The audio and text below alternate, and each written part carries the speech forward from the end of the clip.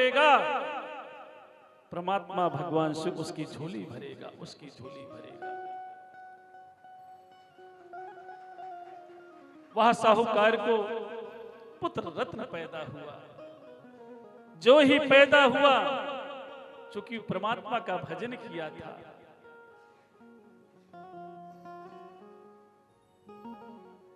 यहां पर बात आती है कि उसने परमात्मा का भजन किया था।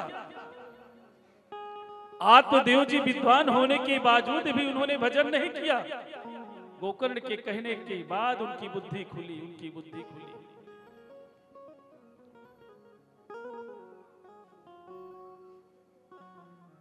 यहां पर एक बात यातिक सामग्री रखी हुई है, हम देख रहे हैं कि भगवान के अर्पण करने के लिए है, लेकिन जानते हुए भी वह सामग्री वैसे ही रखी हुई है।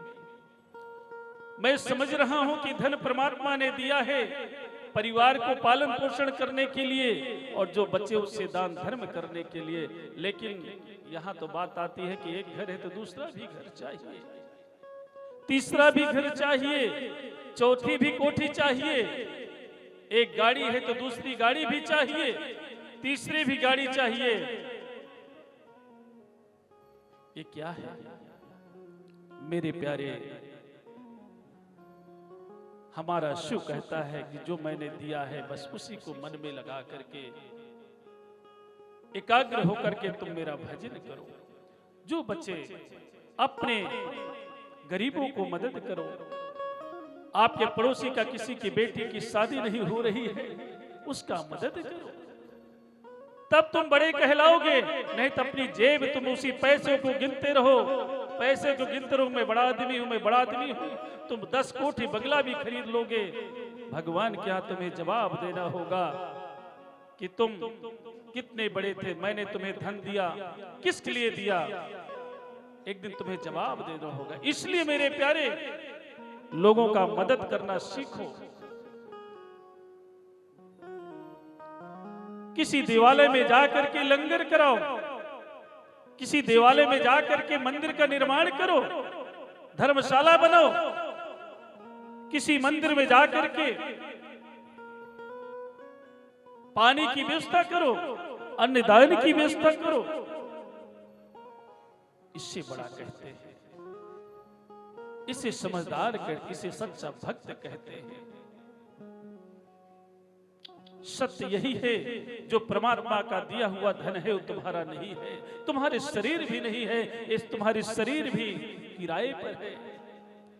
नहीं तो देख लो, तुम पैसा कितना भी हो, बड़े बड़े लोग कोरोना काल में पैसा लेकर के सो गए, चले गए, उनकी मृत्यु भी कहां हुई उसे कोई नहीं जान पाया। लोग जेसीबी से उठा करके गड्ढे में डाले गए।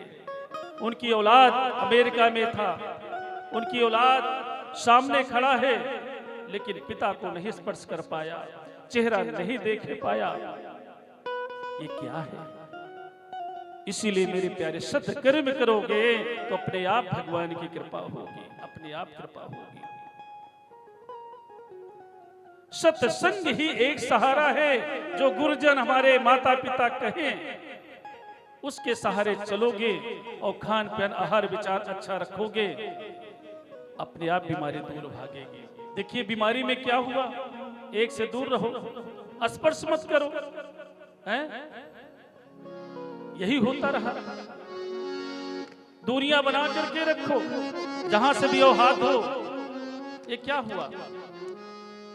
इसलिए पवित्रता, पवित्रता बहुत जरूरी है।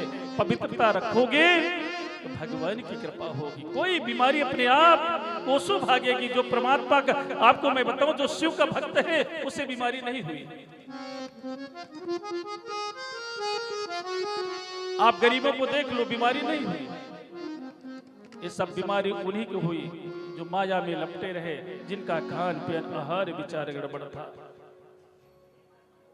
धन्य है आप लोग, इस भारत के लोग परमात्मा की भक्ति करके अपने जीवन को यापन कर रहे हो।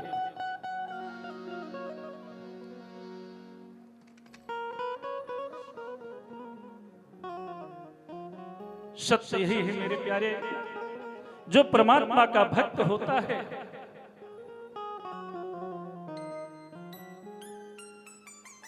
ईश्वर उसे कभी दूर नहीं, ईश्वर उसे नजदीक बुलाता है, नजदीक बुला। तुम आओ मेरे पास आओ, मैं बुला रहा हूं। लेकिन कैसे बुलाए? आओगे, एक थाली में फल रखा हुआ है, एक थाली में मांस रखा हुआ है, अब तुम्हें चाहिए क्या? अच्छे विचारों का, अच्छे लोगों का यही विचार है कि फल जो है भगवान को अर्पण होगा और मांस जो है, अब समझ जाइए किसको अर्पण होता है। इसलिए मेरे प्यारे, प्रयास करो, सच्चा जीवन, सच्चा व्यवहार, सच्चा भोजन तुम जब करोगे तो आपका जीवन सदैव अमृत में बना रहेगा। इसलिए इन सब जीवन को संवारने के लिए भगवान की भक्ति करोगे तो अपने आप ईश्वर की कृपा बनी रहेगी। जो शिव के बिना अपना मन लगाएगा वो जीवन भर पछताएगा, जीवन भर पछताएगा। इसलिए मेरे प्यारे, जितने भी संगत यहाँ पर आई है, शिव के सिवा कहीं दिल न लगाना, भोले के सिवा कहीं दिल न लगाना।